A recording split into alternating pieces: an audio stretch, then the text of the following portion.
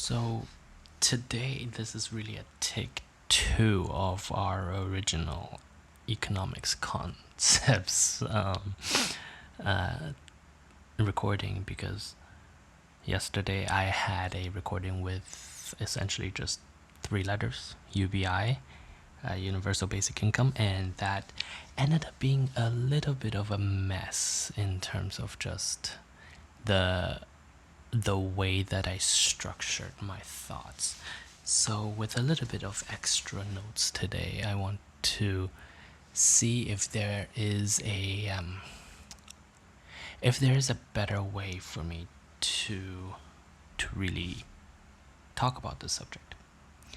And so, when we're talking about economics, really, the fundamental at the fundamental level, we're really talking about the simple concept of supply and demand. So, when demand is high and supply is low, prices should go up. Right? If there are no watermelons in the winter, so even the small ones are more expensive than the large ones in the summer. That's sort of the fundamentals. But economics has always had a rather interesting place in sort of the, shall we say, the technical fields, so like the sciences and the engineerings, because it is unlike the rest, it really is a aggregate study. At least I would argue it's the aggregate study of the human condition, right? And as pretentious as it is, or as it might be to use the phrase human condition, it really is the combined effects of each individual human. And so, in some ways, this makes it similar to our study of biology, where or of microbiology, or not microbiology, but cellular and subcellular biology, where everything is every single variable essentially is stochastic. And so that's why economics is such a challenging field, really, because it's statistics driven, but the underlying the underlying factors that generate these statistics are not themselves truly like they're not distributed as normally as we would expect. There are stochastic variables underneath, and so that's why I use the term human condition. But really, that's sort of a completely separate conversation. So let's talk about supply and demand first. As I mentioned earlier, when demand is high and supply is low, prices should go up. That's just normal human desire. And in what makes capitalism, and the sort of capitalism that's practiced in much of Western Europe, North America, so successful, is that by letting the free market, we call it the free market, letting it choose its own pricing, we are essentially encouraging, shall we say, institutionalized, not institutionalized. We are, how do I even explain that? Regardless, we are encouraging that little bit of greed that is natural to humans, and we're using that to then fill in the gap between supply and demand. And problems arise when we try to artificially play with the supply and demand, right? Like if we're mandating and shaming people who charge higher prices when supply is really low and demand is really high, what we're actually doing is not allowing the market to adjust, and therefore we're not generating the supply that's necessary to meet the demand. Now, I'm not saying that prices should inflate in the thousands of percentages or tens of thousands of percent. That's, of course, unreasonable, but sometimes that is necessary to drive new players to enter the market so that supply and demand can then rebalance itself. And one of the best examples of this is actually the 2020 mask shortage. Of course, COVID-19 struck, and then there were no masks, and then suppliers were selling masks at higher prices, but then got shamed into not selling them. And so suddenly there were no masks. And can we say that that might have contributed to the spread of the disease? I of course don't have any data on that, but in some ways,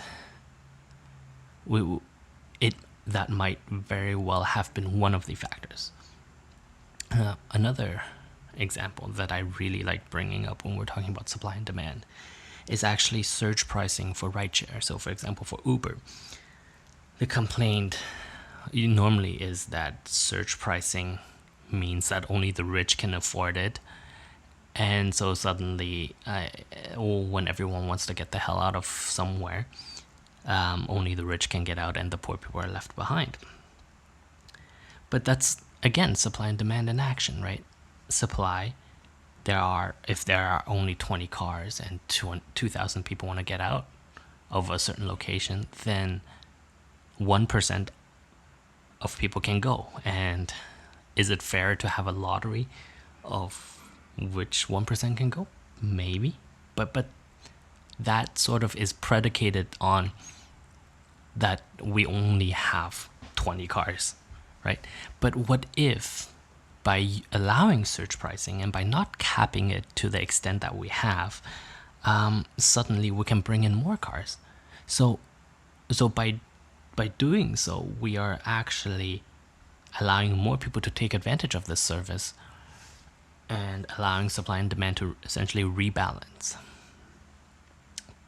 But if we limit the surge pricing, then there might not be an incentive for idle capacity. So idle capacity in this case means drivers who are elsewhere or perhaps at home.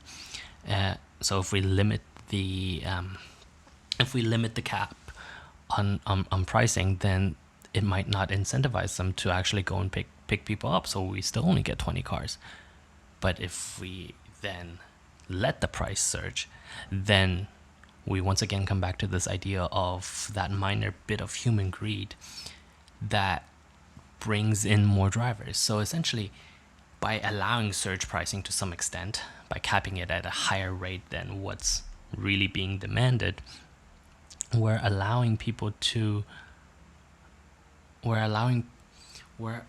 bringing in excess idle capacity and therefore allowing more people to essentially go away from that particular event, right? Like, we're still talking about Uber.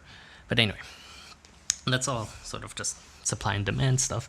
Let's talk about universal basic income. And that's sort of a we can't really talk about that without first talking about another an alternative that is being brandied about by modern progressives, and that's this idea of increasing minimum wage. And it on paper, increasing minimum wage sounds great to someone who might not appreciate just how thin modern margins are for employers. So, for example, for a supermarket, they really are operating on the tiniest amounts of profit, and so raising a minimum wage is actually going to be detrimental. And let me talk about that more.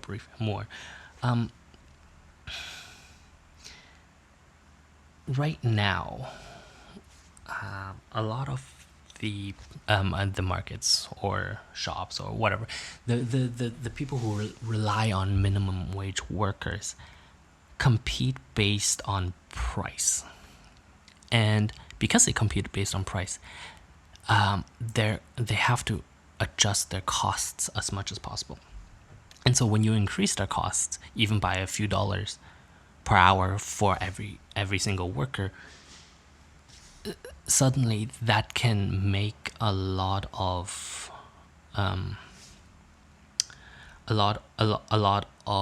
these shops untenable, just simply because you're driving them into negative cash flow. And so that actually is, to me at least, it's a detriment to the community, right? And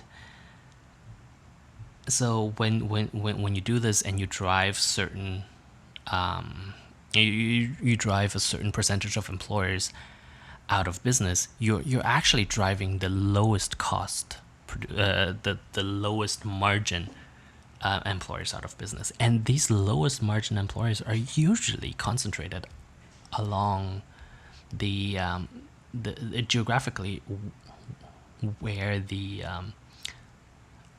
bottom 20 to 40% of the population resides. So essentially, by driving these employers out of business, you're actually through mandatory minimum wage increases, you're actually doing a disservice to these communities by cutting their employment. A much better way, of course, will be universal basic income, but we'll come back to that. And so obviously we cannot we cannot mandate these employers to maintain their prices, and so that's that's just bad. So another reason why this is actually an unfair distribution is actually that we are essentially taking money that we give to the poor or to the not as well off and using that to fund more to give to other of the low income earners. And that's, to me, not true redistribution, right? Because in this case, by increasing minimum wage, we are not sharing the burden with those at the top of the income brackets, because obviously those at the top of the income brackets aren't really shopping and living in exactly the same geographical area. So I mean, I always leave it as an open challenge for anyone to prove me different, to prove me wrong, because I would love to see a society where the ultra rich and the ultra poor are shopping or let's say consistently shopping and spending in the same types of areas. And since that is not the case with universal basic income, we will with the minimum wage increases, mandatory minimum wage increases, we are actually using the less well off to fund those who are even less well off. Whereas to me, what's important is that we allow redistribution to happen on a more broader scale, which really brings me to the point of universal basic income. It's just a better way to redistribute the riches of the country over a larger geography and over larger societal strata, because universal basic income is not managed at the employer level. It is managed at the income tax level. It is a much fairer way for money to go where it is needed, and we don't see any of those circulation problems that we talked about for minimum wage increases. And so the reason I say it's fair is actually kind of interesting, because in my view, universal basic income should be for every single citizen. So that means from the richest to the poorest, everybody should get a certain amount every month, say $300 to $500, maybe $300 to start off with. And as unfair as it might sound for a billionaire to get $300, it's by broadening the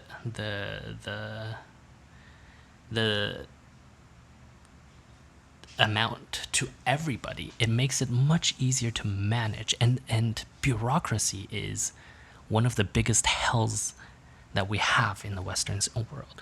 And the amount we can save through simplifying bureaucracy is very, very much worth just giving the billionaires $300 a month, because there are so few of them. Like the top 1% of earners will cost the taxpayer a couple $100,000 a year at most. And compare that to a bloated bureaucracy that is necessary for things like earned income tax credits, or just means testing every single citizen to make sure that they get their that they deserve their universal income. To me, that's completely worth it. So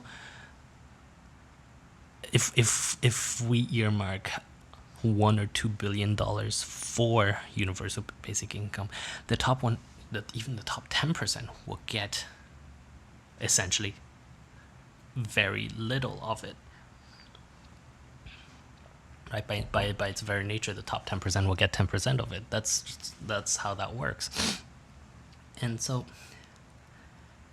it makes sense to save on bureaucratic cost just to make sure that everyone can enjoy the labor of the entire society. And so universal basic income is this idea that essentially it can replace or be combined with things like the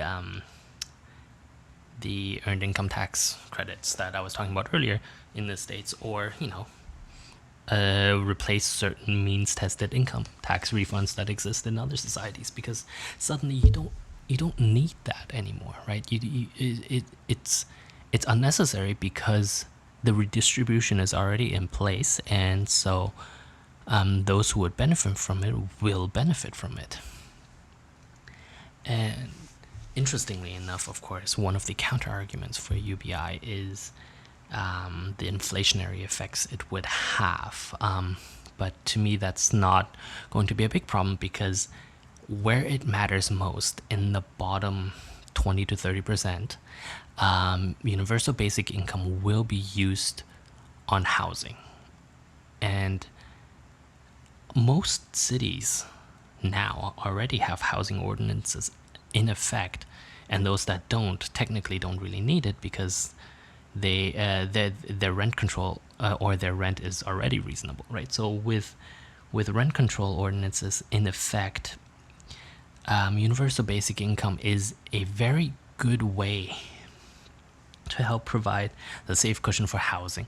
And then only with stable housing can we really look at improving labor mobility, both upwards, from the bottom 20 and up, and outwards, i.e. moving, having the labor force being more able to go where it is needed. So, in summary, really, to me, right now, the argument shouldn't be that we should increase the minimum wage, because it is not a cure-all for the problems, simply because we live in a society where employers are already working on margins that are so thin that they cannot really sustain it. And don't get me wrong, I don't mean employers like Apple, right? Obviously, but employers in low margin in low income communities that, by their very nature, must compete on price, also hire based on the lowest possible cost, and so it's just not going to work compared to what we can do with universal basic income. And a program like UBI is just much easier to administer if we accept that every able, not even able, but that every citizen is eligible for it. So by trimming down bureaucracy, we're actually making things so much easier, and we're saving much more than we would be if we wanted to means test every human. So go for universal basic income, really. Like it's just better. Yeah.